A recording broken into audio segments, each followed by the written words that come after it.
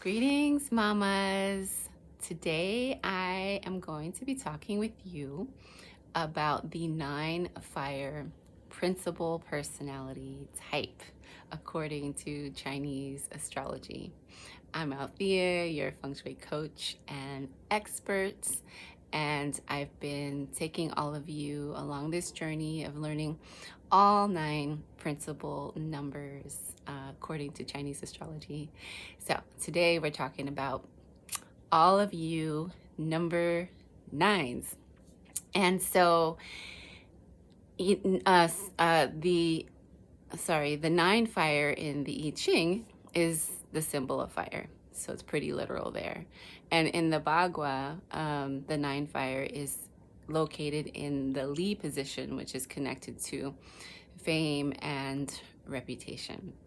So as a 9 fire personality, there's actually a yin and yang version of the 9 personality within this this number, unlike some of the other numbers that some are primarily yang or some are primarily yin. So the yin version of fire would be that calm fire, like, sitting by a campfire, or sitting by your fireplace, or using your fire for cooking. It's kind of like this smaller flame that is calming and useful. And then the yang version of fire could be more like when fire gets out of control, when there's a forest fire, you think of that anxious or explosive energetic quality that can come up for the fire person.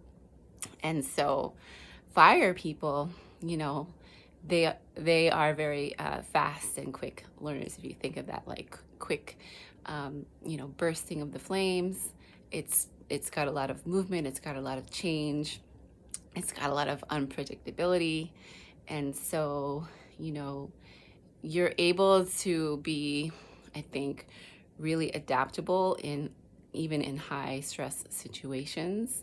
Sometimes that is when you may feel the most calm, because the energy is matching your energy. You're also very kind of sparkly, bright, charming personalities, you can be very lovable. You're all about wearing your heart on your sleeve, and you can exude this warmth towards other people. It's kind of like to the point where every interaction that you have can be about lifting other people up, sparkling, charging people up in some way, bringing your love, your warmth, caring to people wherever you go.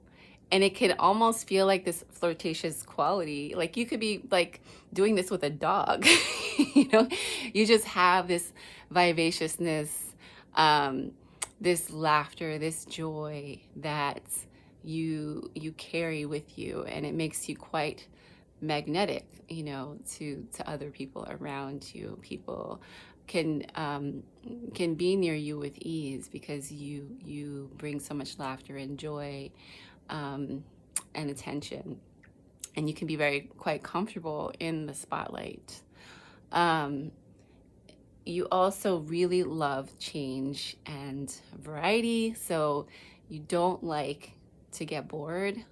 That's very frustrating. So you're kind of like looking for the next best thing, which can make it challenging to complete a task sometimes, because you might have 23 like different projects or things going on in your mind, almost to keep you engaged. And you might be in the middle of something and then go, oh, look, oh, that looks really fun over there, I'm gonna go do that because that feels really good right now. So there's this it could be like this impulsiveness that comes out, just this need for things to change, to keep the feeling of excitement and engagement.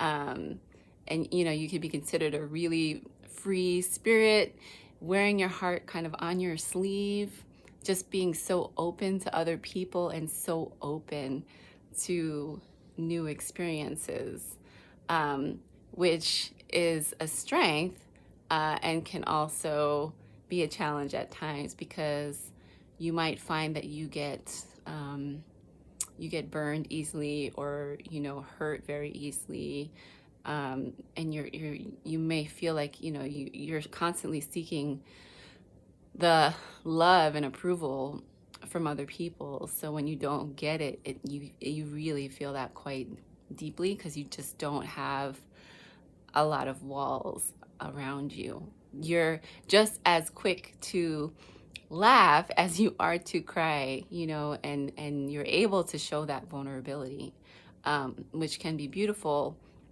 and also challenging at times, right?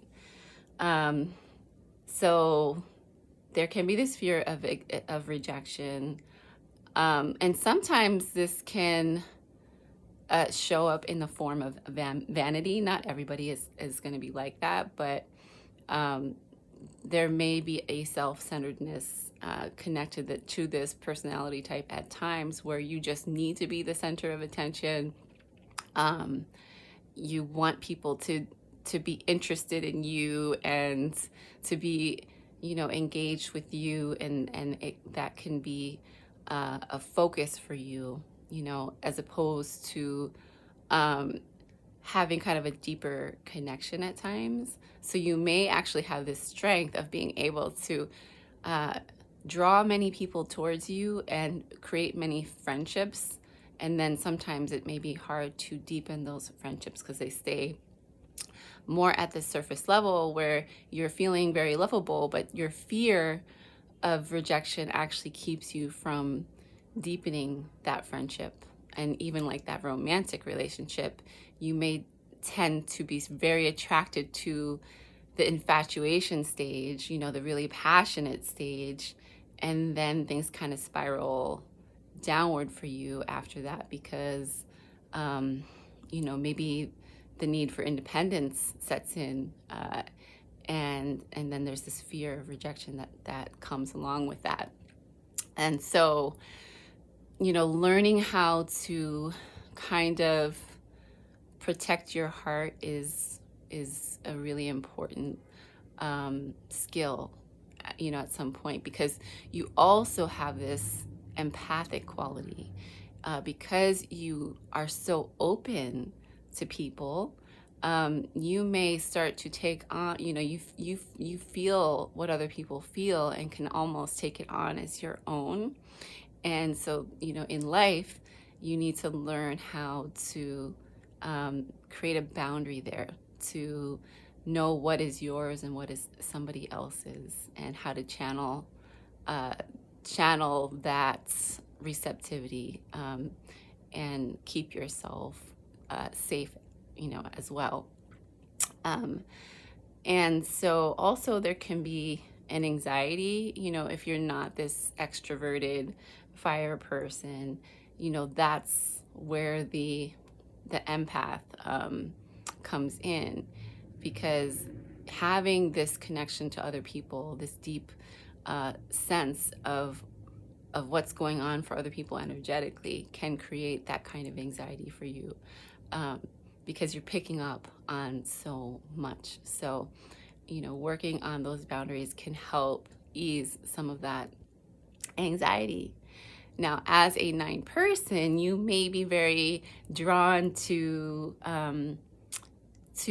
careers that are really putting you in the spotlight. Like, you may be really drawn to sales and marketing and performance and the arts, anything that really gives you a lot of visibility and flexibility, variety. So you may also love a job that allows you to travel, to go different places, right? Because that gives you the feeling of change and excitement that you are very drawn to. So I hope that this highlights or helps you reflect something that you may already feel about yourself in your heart, and understand that this energetic quality is just as valuable as any other. And, you know, this is for everybody's energetic number.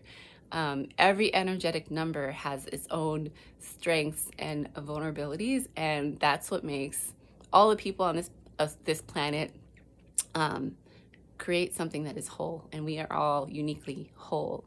And so if you need to calculate your number, that's going to be in the notes attached to this video. So go ahead and check that out to find out what your principal number is, and like or share this if you found it helpful. If this is your number, or maybe you know somebody who has exhibits these qualities, they may be interested in this knowledge. And as always, have a beautiful day, mamas.